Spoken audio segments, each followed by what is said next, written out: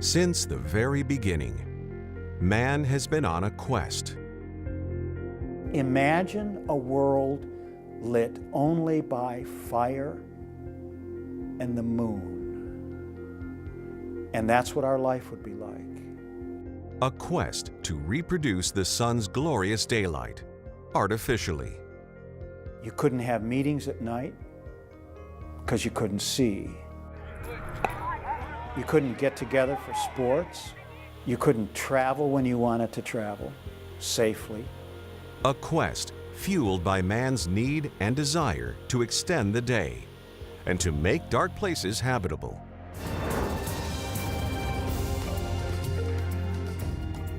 In recent years, this quest has been marked by constant change. I've been in lighting now 22 years as a professional. More has changed in the last 2 years than the previous 20. We're continually discovering new things about how light impacts all of us. Light affects us in many ways. I think we're all aware of that. A bright sunny day, you step out, you feel good. We're just starting to understand the effect of light on the human body. Where has this quest taken us? What challenges and opportunities lie ahead? How will artificial light illuminate our future?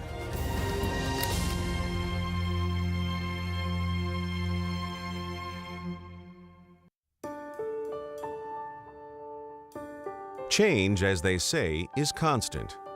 But it's only natural to resist change when it means giving up something you need and you've been using as far back as you can remember. Especially when that something is easy to use and relatively inexpensive. Consider Exhibit A, the incandescent light bulb. With the Energy Independence and Security Act of 2007, the U.S. federal government is phasing out the incandescent light bulb. First on the hit list, the 100-watt bulb. The incandescent is being phased out because it's so inefficient. It was invented 130 years ago and it's never changed. We've got such good technology now where we can use 1/10 of the energy. When I was a kid, my mom would send me to the store and I'd buy a 60-watt light bulb and I knew what that meant. Nowadays, you could buy, say, a technology that was 15 watts that might produce the same amount of light. So there's going to have to be a lot of clarification for the consumer and by the consumer on exactly what light is. Instead of buying a 60-watt bulb, you can now buy a 13-watt compact fluorescent, a 10-watt LED, or a 40-watt halogen bulb, and save 25% in energy consumption. We will also need to pay closer attention to the color each bulb emits. Is it a warm yellow color, which creates a relaxing atmosphere? Or is it a cool blue color, like a sunny blue sky, which will make us more alert? A vast array of different light sources are headed our way. Change will be fast and furious. At times, it's going to be confusing, frustrating, and even intimidating, especially at first. But there's no standing in the way of progress. New products, new ideas is going to come much more frequent than we know. From now on, I think this lighting industry is going to move very fast and it's going to be very exciting and it's never going to be the same as we know it. I would say probably 5 or 10 years ago. But before we stray too far into the future, let's take a brief look back at a bit of artificial lighting history. Electricity is part of our very being. It's all around us, as Benjamin Franklin demonstrated.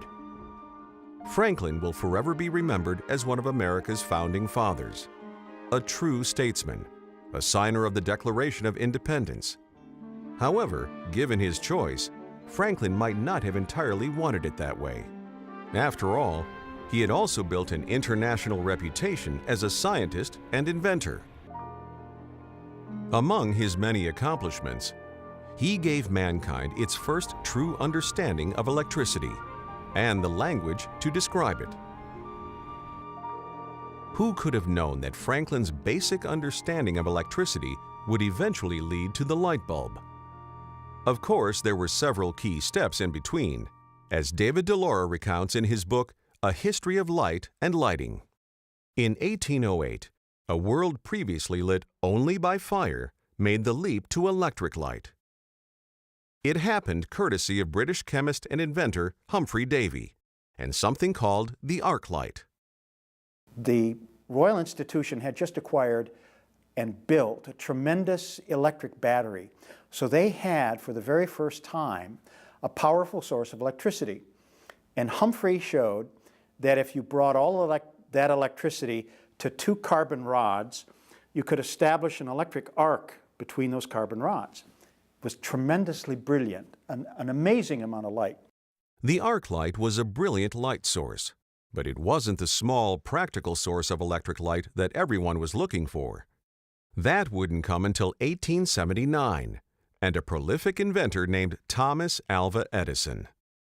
Building on the work of other researchers like Charles Brush, who devised the first practical arc street lighting system in 1875, and Russian inventor Pavel Yablokov, who invented the first arc lamp that didn't require a complicated regulator, Edison and his associates finally came up with our longtime little friend, the incandescent light bulb. Edison was actually a rather latecomer to this stream of people struggling to find a practical form of a small electric light source. To make this happen, Edison knew he needed to subdivide the electric light by passing an electric current through something he called the filament. What Edison discovered is that you need a filament made with something that will withstand very, very high temperatures and at the same time allow it to incandesce or glow with heat. Think about this for a moment. Edison invented the modern light bulb more than 130 years ago. Today, we are still using essentially the same invention, and we use it every day and nearly everywhere. Lighting is now in the background. It's an infrastructure. It's part of our civilization. We go to a switch on the wall and we turn on the lights. We just expect it to work. So, if it's convenient, reliable, inexpensive, and safe, why is the government phasing out the incandescent light bulb? Without question, there are many who see this as government intruding on our private lives. In general, my own opinion is that legislating how people purchase their technology is a bad idea. Right now, the notion by folks in government is that if they can, with reasonable assumption about new technology, disallow old technology, that they're going to form, guide, compel, force, consumer purchase the new technology. The notion right now is that LEDs are going to be ready to replace the socket of an incandescent lamp at a reasonable cost. That's not clear yet.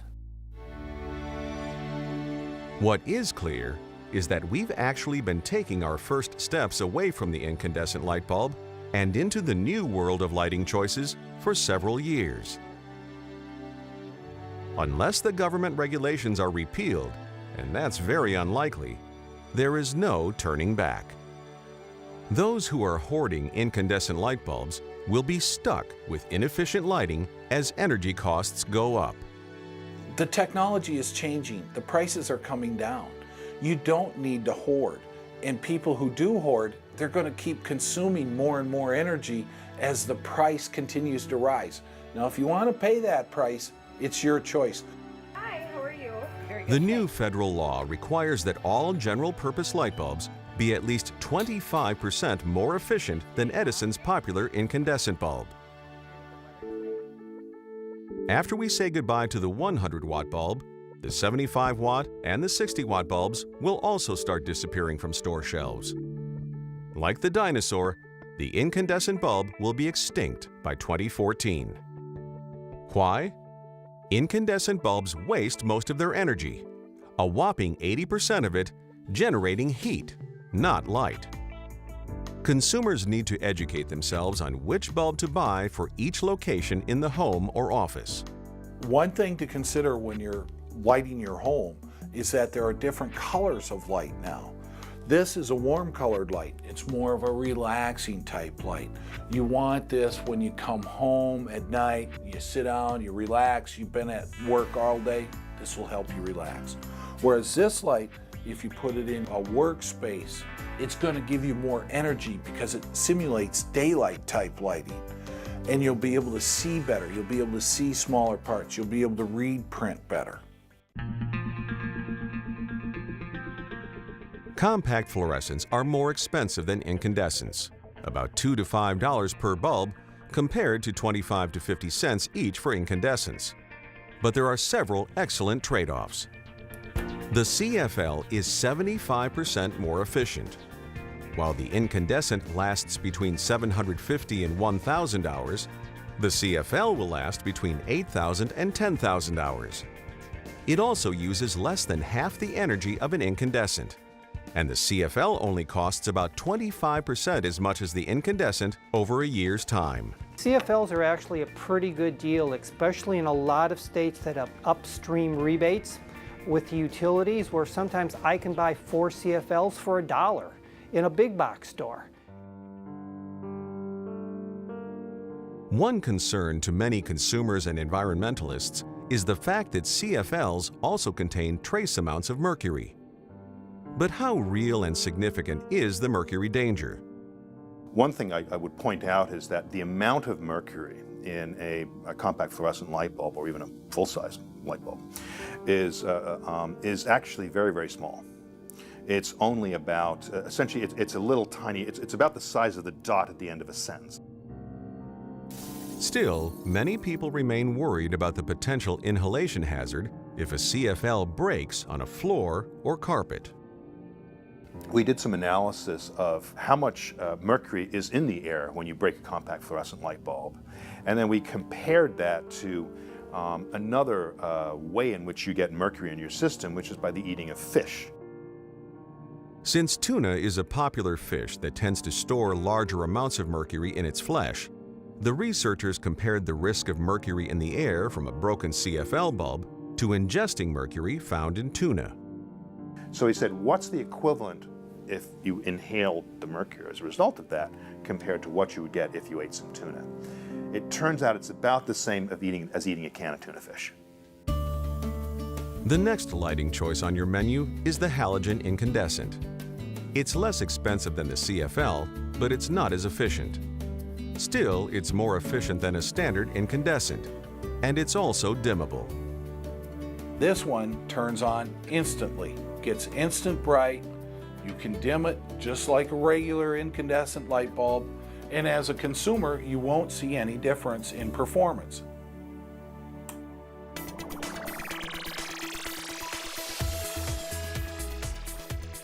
But the light source that has lighting experts all over the world raving is the LED, light-emitting diodes.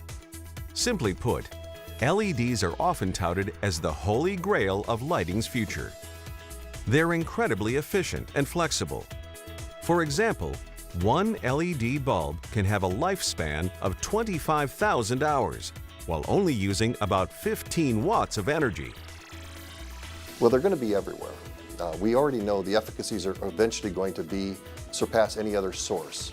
LEDs are the only source that will actually improve in efficacy. When I say efficacy, that's like your miles per gallon in your car. You'd look at a certain car has 20 miles per gallon. A better efficient car would be 30 miles per gallon, 40, 50. And LEDs are the same way. Low lamp sources can be rated on lumens per watt. LED lighting technology promises tremendous energy savings and efficiency at home, and in the commercial setting too. For example, in the average commercial building, electric lighting accounts for about 25 to 40% of the energy costs. I do energy efficient lighting consulting work, and I can usually reduce the wattage for lighting over 50% in most office buildings, classrooms, warehouses, industrial facilities. But the promise and benefits of LEDs extend far beyond mere dollars and cents. LEDs can do a variety of different things. They can color shift as you need them to color shift. So there's the potential you can ultimately create a room that you can change your color based on your mood or based on what you're doing. Have it brighter in the summer, cooler in the winter from a color point of view. You can integrate controls much better, and it truly becomes smart lighting, and trying to figure out how to make that the smartest lighting possible for the consumer. I think the main thing I've noticed is I'm of the age where reading glasses are a necessity to read fine print. And since these lights have been installed, I haven't had to use my readers. They stay in their case, and I just don't need them. I can see without them. What excites me most about lighting technology are the new solutions that will allow us to provide light more effectively than we've ever been able to do it before, just because of the scale and the long life of these LED products. If you think about task lighting, you think of in stores where we talk about highlighting merchandise. Well, we can build the lighting into all the merchandisers and have some general overhead lighting, but we truly can start getting the light closer to the product.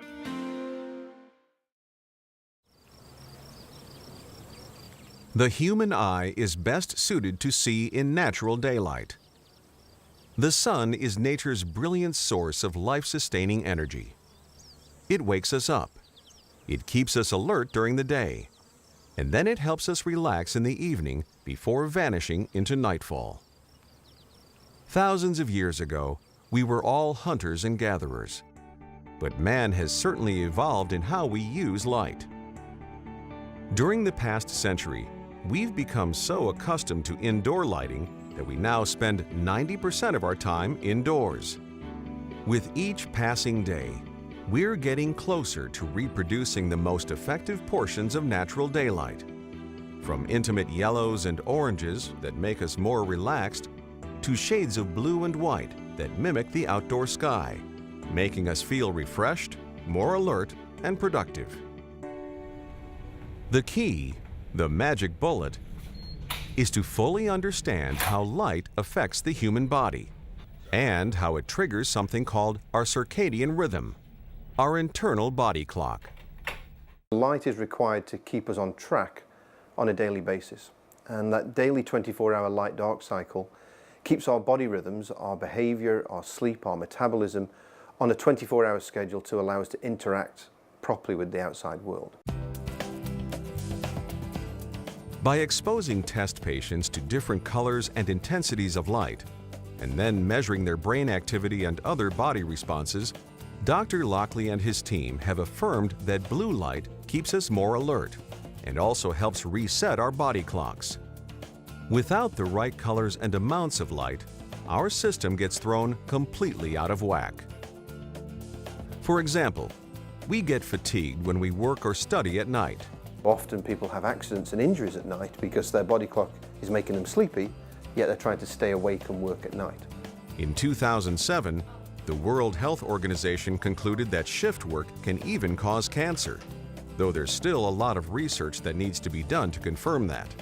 We're learning that shift workers have health risks associated with shift work and have increased risk of certain types of cancer, of diabetes, of cardiovascular disease, hypertension, and so on.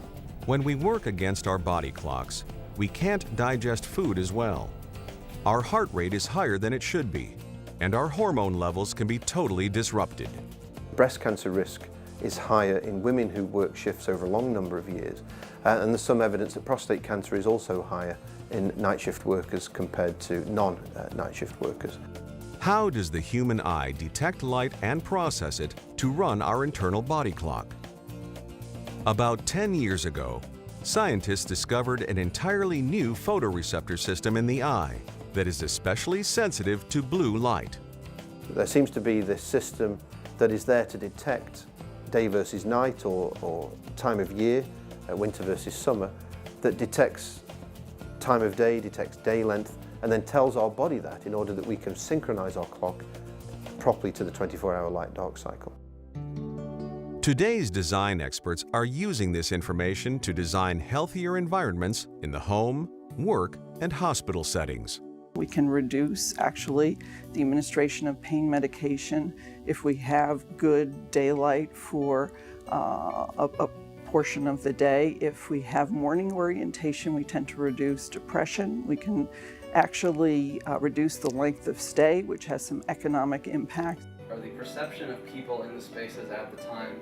At Harvard University, student architects are using advanced photography techniques and three-dimensional computer software to predict absolute color and lighting levels that will factor strongly in future building blueprints. We are creating the same type of high dynamic range image with a computer and with a camera, and once we have this image, we can do a glare test on top of that and predict what's the likeliness of somebody sitting here experiencing glare.